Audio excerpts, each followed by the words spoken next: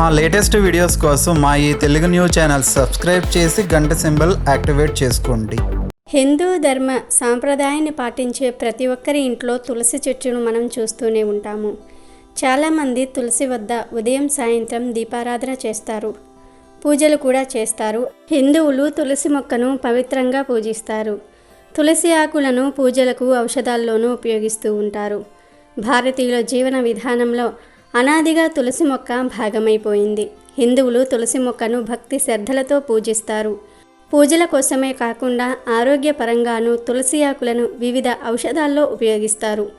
వీటిలోని ఔషధ గుణాలు అనేక రకాల వ్యాధుల నుంచి మనల్ని కాపాడుతాయి.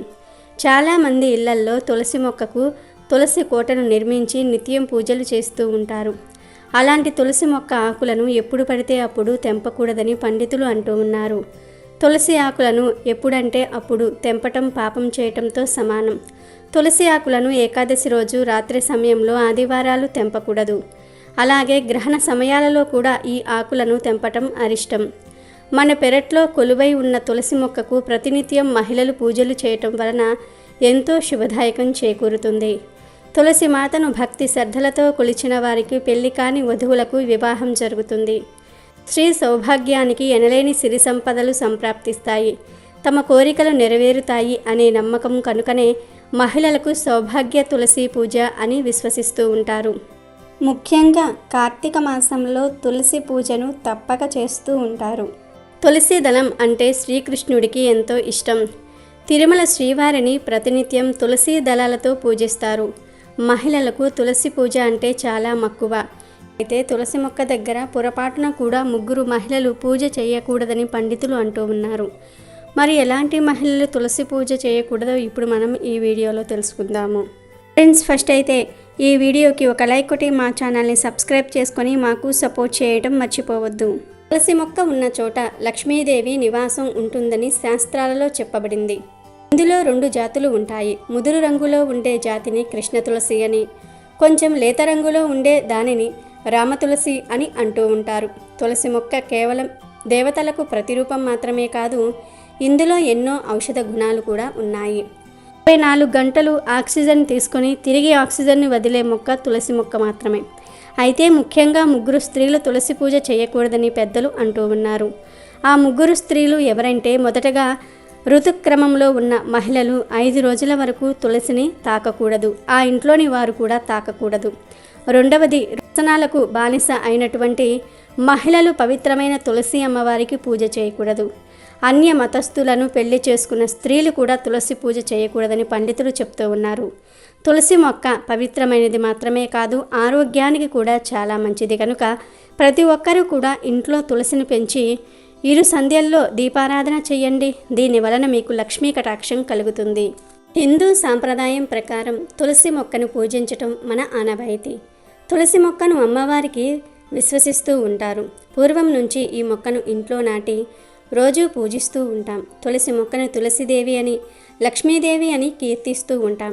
తులసి మొక్కను కొత్తగా నాటాలి అనుకునేవారు ఏకాదశి నాడు తెచ్చుకొని ద్వాదశి నాడు నాటడం సర్వోత్తమం. ఏకాదశి నాడు తులసి కోసం కుండీ తెచ్చుకొని ద్వాదశి నాడు నాటాలి. తులసి కోట ఉంచే ప్రాంతాన్ని మామూలు నేల కంటే కూడా కొంచెం ఎత్తులో ఉంచుకోవాలి. ముందు తులసి కుండీకి పసుపు రాసి కుంకుమ బొట్లు పెట్టుకోవాలి. ఎటువంటి తులసి మొక్కలను తులసి కోటలో పెంచుకోవాలి అనే విషయానికి వస్తే, తులసి మొక్కలలో లక్ష్మీ తులసి, కృష్ణ తులసి, రామ తులసి అని 3 రకాలుగా ఉంటాయి. కానీ తులసి కోటలో లక్ష్మీ తులసి, కృష్ణ తులసిని మాత్రమే పెంచుకోవాలి.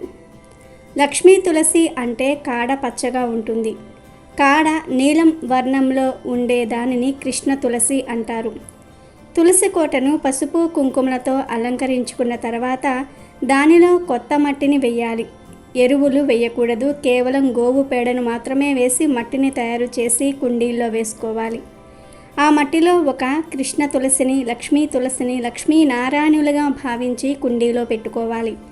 ఆ తర్వాత నీటిని పొయ్యాలి. ఇంట్లో పెంచుకునే తులసి మొక్కలను ఎవరైనా పూజ చేసుకోవడానికి అడిగితే ఏ వారమైనా ఆ మొక్కను ఇవ్వవచ్చు. తులసి కుండీల్లో పెంచుకునేవి కాకుండా పెరటిలో పెంచే తులసి మొక్కలను మాత్రమే ఇవ్వాలి. అలాగే పూజకు వాడే తులసి దళాలను తులసి కోటలో పెంచే తులసి మొక్క నుండి కొయ్యకూడదు. అలాగే తులసి కోట ముందు దీపం పెడితే ఆ దీపాలను కోటకి కొంచెం దూరంలో ఉంచుకోవాలి. దీపాల నుండి వచ్చే వేడి కోటకు తగలకుండా చూసుకోవాలి. తులసి మొక్క ఎండిపోయింది, వాడిపోయింది అని ఎప్పుడూ చెప్పకూడదు. తులసి మొక్క నిద్రించింది అని చెప్పుకోవాలి. ఒకవేళ ఇంట్లోని తులసి మొక్క నిద్రపోతే ఏమీ బాధపడకుండా వెంటనే కొత్త మొక్కను తెచ్చి తులసి కోటలో ఉంచుకోవాలి. ఇంటికి ఉన్న దృష్టి దోషాలన్నీ కూడా అమ్మవారు హరించి వేస్తారు అని భావించి కొత్త మొక్కను సంతోషంగా తెచ్చిపెట్టుకోవాలి. తులసిమాత పెరిగిన తర్వాత వెన్నులు వస్తాయి. ఆ వెన్నులన్నీ కూడా మగవాళ్ళు శుక్రవారము, మంగళవారం కాకుండా మిగిలిన రోజుల్లో తుంచి అదే కుండీల్లో ఉంచాలి. ఇక తులసి కోటను ఏ దిక్కున ఉంచాలి అనే విషయానికి వస్తే తులసి సాక్షాత్తు శ్రీ మహాలక్ష్మి అని పద్మపురాణంలో చెప్పారు. కనుక ఎక్కడైనా తులసమ్మను ఉంచవచ్చు. కాకపోతే తులసిని దొడ్డి ద్వారానికి అభిముఖంగా ఉంచినట్లయితే నిద్ర లేవంగానే తులసి మాతను చూసుకోవచ్చు. అలా చూసినట్లు అయితే ముల్లోకాలలోని తీర్థాలన్నీ కూడా చూసిన ఫలితం కలుగుతుంది. కనుక తులసిని దొడ్డి గుమ్మానికి అభిముఖంగా పెట్టుకోవాలి. తులసి మొక్కను ఎవరైనా సరే పెంచుకోవచ్చు. దీనికి ఆనవాయితీ ఉండాల్సిన అవసరం ఏమీ లేదు. ఇక చివరిగా అసలు తులసి ఎవరో తెలిపే కథను విందాం. గంధమాదన పర్వతంపై నిరంతరము విహరించే మాధవి ధర్మజ్వలులనే దంపతులకు కార్తీక పూర్ణిమ శుక్రవారం నాడు ఒక ఆడపిల్ల పుట్టింది. సంధ్యో యవ్వనంతో పూర్వజన్మ స్మృతి జ్ఞానంతో జన్మించిన ఆ యువతికి తల్లిదండ్రులు పద్మిని అని పేరు పెట్టుకున్నారు. చంద్రవదన పద్మపత్రనేత్ర అయినటువంటి ఆ పద్మిని కరచరణాలు చిగురుటాకుల వలె ఎర్రగా సుకుమారంగా ఉన్నాయి. శిశిర ఋతువులో వెచ్చని స్పర్శ, గ్రీష్మ ఋతువులో చల్లని స్పర్శ కలిగి సర్వాంగ సుందరిగా ప్రకాశించే ఆ కన్య సౌందర్యంలో తులలేనిది కావటం వల్ల ఆమెకు తులసి అని పేరు వచ్చింది. తులసికి జన్మంతోనే వైరాగ్యం అబ్బింది. ఆమె తపస్సు నిమిత్తం బదరికాశ్రమానికి బయలుదేరింది. తల్లిదండ్రులు ఎంతగా వారించినా వినకుండా శ్రీ మహావిష్ణువునే భర్తగా పొందాలని నిశ్చయించుకొని యోగ మార్గంలో చిరకాలం తపస్సు చేసింది. మండు వేసవిలో పచ్చాగ్ని మధ్యలో, చలికాలంలో నీటి మధ్య నిలిచి శీతోష్ణాది ద్వంద్వాలను సహిస్తూ వాటికి అతీతంగా నిలిచి నియమబద్ధంగా తపస్సు కొనసాగించింది. కొన్ని సంవత్సరాల కాలం పండ్లు మాత్రమే ఆహారంగా స్వీకరించింది. మరికొన్ని సంవత్సరాల పాటు ఆకులనే ఆహారంగా తీసుకున్నది. క్రమంగా వాయు భక్షణం మాత్రమే సాగించింది. చివరకు నిరాహార్యై కఠోర తపస్సు చేయసాగింది. ఆమె తపస్సును మెచ్చి బ్రహ్మ ప్రత్యక్షమయ్యాడు. వరం కోరుకోమని అడిగాడు. బ్రహ్మదేవుడు ప్రత్యక్షమైనందుకు తులసి ఎంతో సంతోషించింది. దేవ, సర్వజ్ఞుడవైన నీకు తెలియనిది ఏమున్నది? గోలోకంలో తులసి అనే గోపికగా జన్మించిన నేను శ్రీకృష్ణుని అనురాగానికి పాత్రురాలునయ్యాను. కానీ రాధిక నాపై ఆగ్రహించి నన్ను మానవలోకంలో జన్మించవలసినదిగా శపించింది. అప్పుడు శ్రీకృష్ణుడు బ్రహ్మ వరప్రభావం చేత నాకు భార్యవు కాగలవు అని నన్ను ఊరడించాడు. కనుక విష్ణువుకు భార్యను అయ్యేటట్లు నన్ను అనుగ్రహించు అని బ్రహ్మను ప్రార్థించింది. ఆమె ప్రార్థన విని బ్రహ్మ తులసి శ్రీకృష్ణుని అంశగా సుధాముడనే గోపకుడు భారతదేశంలో శంఖచూరుడు అనే పేరుతో రాక్షసుడై జన్మించాడు. అతడు కూడా రాధికాదేవి శాపానికి గురి అయిన వాడే. నువ్వు శంఖచూరుణ్ణి వరించు, తరువాత శాపవశాన భూలోకంలో అవతరించిన శ్రీకృష్ణుణ్ణి చేపట్టగలవు. తదనంతరం లోక పావనివై వృక్ష రూపాన్ని పొందుతావు. ఆ వృక్షం విష్ణువుకు అత్యంత ప్రీతిపాత్రమైనది. బృందావన క్షేత్రంలో నివసించే నీవు బృంద అనే పేరుతో విరజిల్లగలవు అని అనుగ్రహించి బ్రహ్మదేవుడు అంతర్ధానమయ్యాడు. బ్రహ్మదేవుని ఆదేశానుసారం తులసి శంఖచారుణ్ణి మనసులో ధ్యానిస్తూ బదరికాశ్రమంలో తపస్సు చేయసాగింది. ఒకనాడు శంఖచూరుడు ఆ తపోవన ప్రాంతానికి విచ్చేశాడు. బ్రహ్మదేవుని సూచనను అనుసరించి తులసిని వివాహమాడదలచి మంగళప్రదమైన కవచాన్ని ధరించి వచ్చాడు శంఖచూరుడు. అతడు ఆమెను పలకరించాడు. తన పూర్వజన్మ విశేషాలను చెప్పి గోలోకంలో సుధాముడనే గోపకుడుగా ఉన్న తాను శాపవశాన మానవలోకంలో జన్మించానని వివరింపసాగాడు. తులసిని వివాహం చేసుకోవాలనే తన అభిలాషను వ్యక్తం చేశాడు. తల్లిదండ్రులు నిర్ణయించిన వరుణ్ణి వివాహం చేసుకోవటం తనకు తగిన ధర్మమని తులసి సమాధానమిచ్చింది. అప్పుడు బ్రహ్మదేవుడు సాక్షాత్కరించి వారి ఇరువురి పూర్వజన్మ వృత్తాంతాలను వివరించి వారికి దాంపత్య బంధం కలిగించి భావి లోకంలో గోలోకంలో నారాయణుడితో తదాత్మ్యం పొందగలరని అభయమిచ్చాడు. అలా తులసి శంఖచూరులు దంపతులయ్యారు. శంఖచూరుడు బ్రహ్మదత్త వరప్రభావం చేత దేవలోకాన్ని జయించాడు. ఇంద్రాది దేవతలు శంఖచూరుని జయించలేక బ్రహ్మను శంకరుణ్ణి కలుసుకుని తమ బాధలు విన్నవించుకున్నారు. వారంతా కలిసి వైకుంఠానికి వెళ్ళారు. దేవతలందరినీ పక్షాన బ్రహ్మదేవుడు శ్రీ మహావిష్ణువును ప్రార్థించి తమ ఆవేదనను నివేదించాడు. శంఖచూరుడు దురాగతాలు వివరించాడు. దేవతలకి స్వస్థత కలిగించవలసినదిగా ప్రార్థించాడు. అంతట శ్రీ మహావిష్ణువు శంఖచూరుని పూర్వజన్మ వృత్తాంతాన్ని దేవతలకు జ్ఞప్తికి తెచ్చి రాధాదేవి శాపం వల్లనే అతడు మానవలోకంలో జన్మించిన సంగతిని వివరించాడు. తొందరపడి శపించిన రాధ తిరిగి అచిరకాలంలోనే నా భర్త సన్నిధిని పొందగలవని శాపమోక్షం కూడా అనుగ్రహించినట్లు చెప్పాడు. శంఖచూరుడు కంఠసీమలో ధరించిన కవచం తన ప్రసాదమే అని, ఆ కవచం వలనే అతడు అజేయుడై నిలిచాడని కూడా వివరించాడు. మరొక్క రహస్యాన్ని కూడా విష్ణుమూర్తి వివరించాడు.